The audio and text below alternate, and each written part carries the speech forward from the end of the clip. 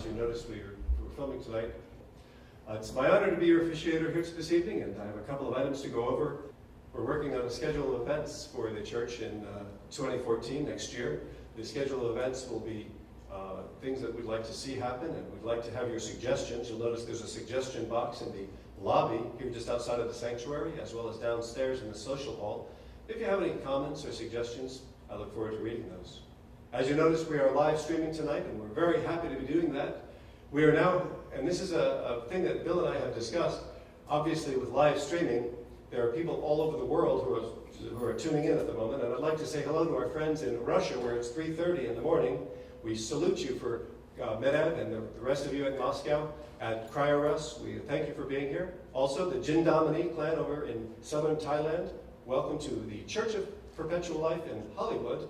And Xiaoxi's dad in China, the folks who are in just outside of Milan in Italy, in Africa, they're Nigeria, South Africa, and Zimbabwe. We're also thankful to have the folks in Denmark, in Great Britain, in Germany, and our friends in Canada, and also welcome to your friends in South America. Welcome to the Church of Perpetual Life, now live streaming worldwide. I'd like to introduce our speaker. He is the man that is directly responsible for the creation of this church and this remembrance ceremony. Ladies and gentlemen, let's welcome Mr. Bill Faloon.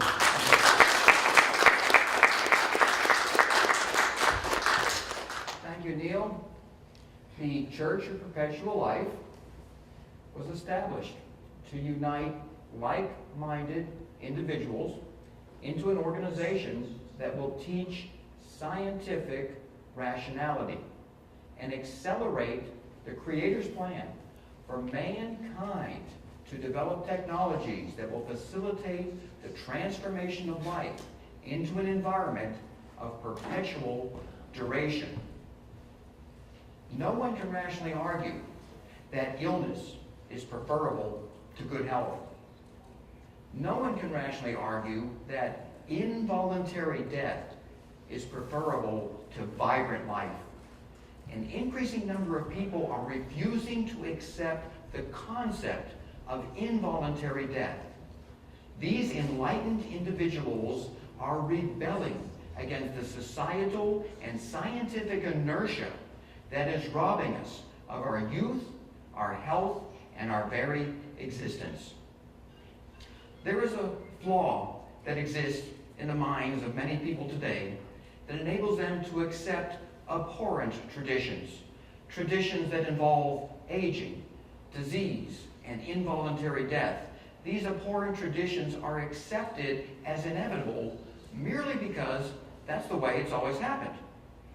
Now, the Church of Perpetual Life, we have a tenet that indefinitely extended, healthy human lifespan is not only desirable, but attainable in what the Creator intended for mankind to accomplish.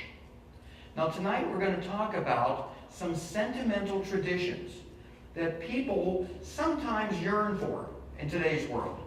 Those yearnings, though, are erroneous. They imagine that in the past, somehow these December 4th Eves were celebrated with greater festivities, with greater illumination, with more soothing, tranquil environments. Now, the pictures you see on the screen, this is how people nowadays imagine how it was in the past on December 4th Eve, where people would get together and they would celebrate in brightly lit rooms, and they would have warm environments and just have a better sense than what we have today. This is a picture, of course, of Ebenezer Scrooge here with his wealthy family members. Those people were so wealthy, they could afford candles. Candles are made out of animal fat.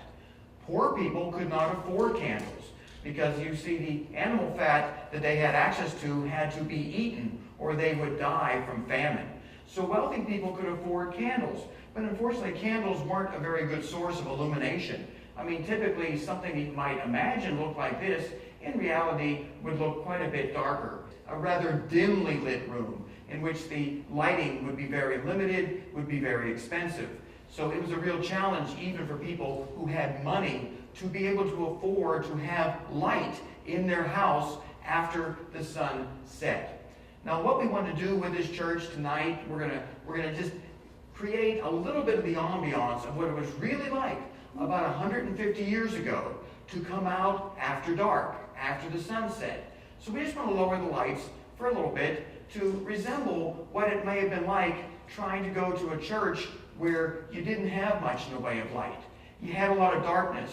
And no matter how hard we try to make this church dark, we're not going to be able to do it because lighting has become so abundant that it's going to be reflected from other rooms. And this is just the way it is in modern society. Lighting is cheap, it's readily available, and we can't imagine doing without it. And yet 150 years ago, that's just the way it was. So when you look at how people celebrated Christmas and this holiday, for the most of the world, these are people who could not afford candles. They couldn't afford kerosene-fired lamps. For the most part, Christmas kind of looked like this. It was dark.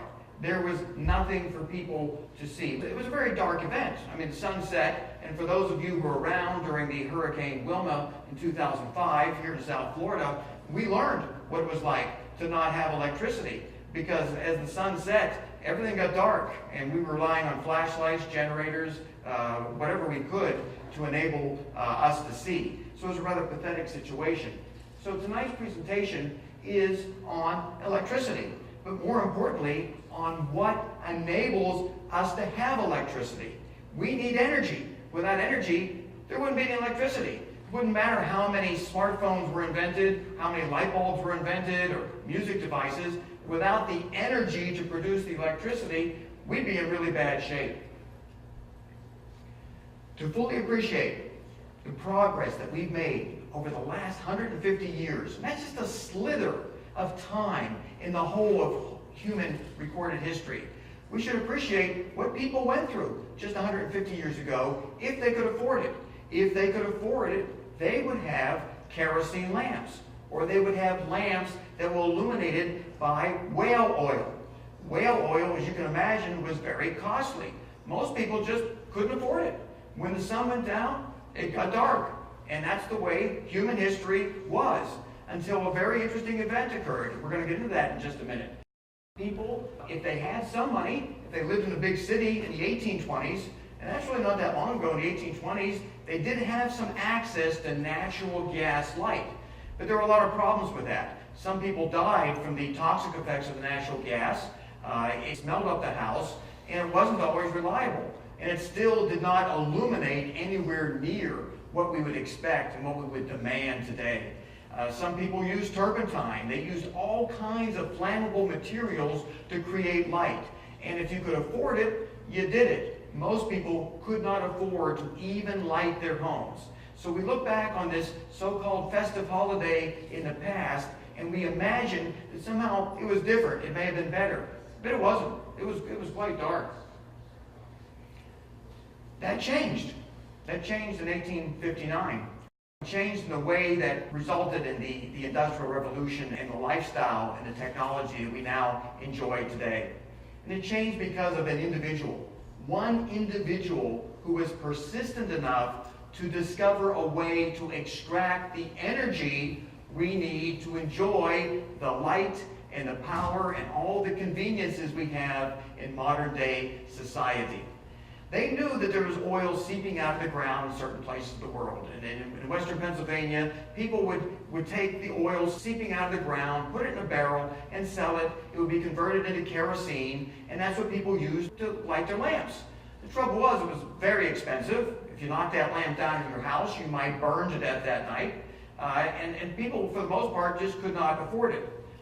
Well, an individual who is not regarded in history with the magnitude of his accomplishments the way he should.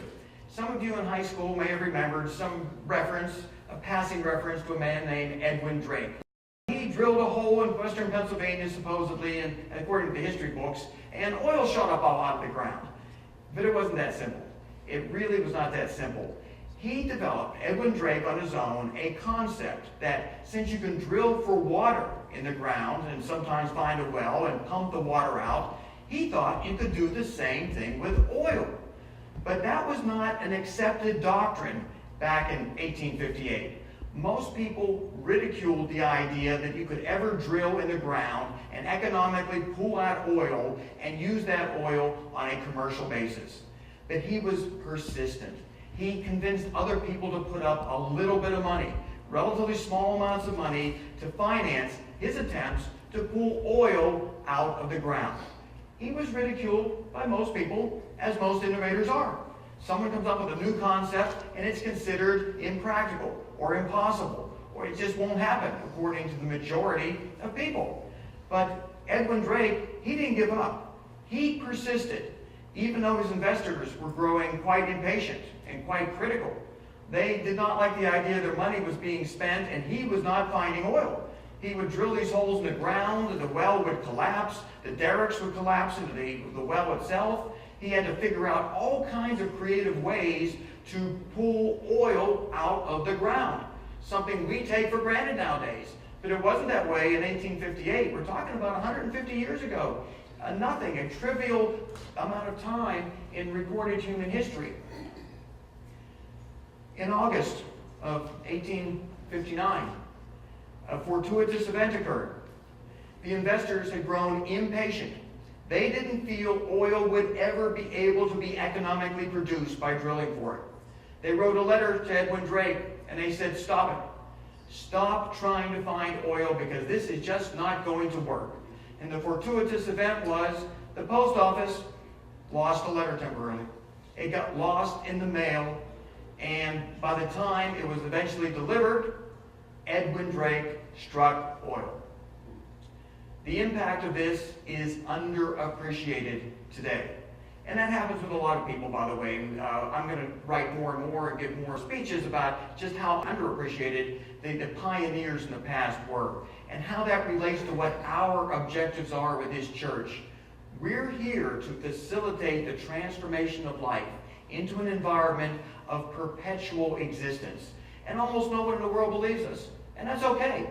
No one believed Edwin Drake was ever going to strike oil. Or if he did, it would ever be economically feasible to pull it out of the ground. And if he did pull it out of the ground, what were they going to do with all that oil? Because there wasn't that much of demand for kerosene because virtually no one could afford it. Edwin Drake persisted. We are going to persist. And for the record, by the way, I set up an organization in 1977 to promote the concept of physical immortality, to promote the concept of slowing aging, of preventing degenerative disease. Between 1977 and 1980, the grand total of members I had in that organization was 0. It was absolutely 0. I went on every single local radio show in South Florida at a time when people listened to the radio. And this included Larry King, this included Neil Rogers, for people who remember those individuals. They had listened to radio stations, meaning shows, that people tuned in. They would stop what they were doing to listen to Larry King and Neil Rogers and many, many other local radio celebrities. And I would talk about living forever and the virtues of supporting scientific research to accomplish that objective.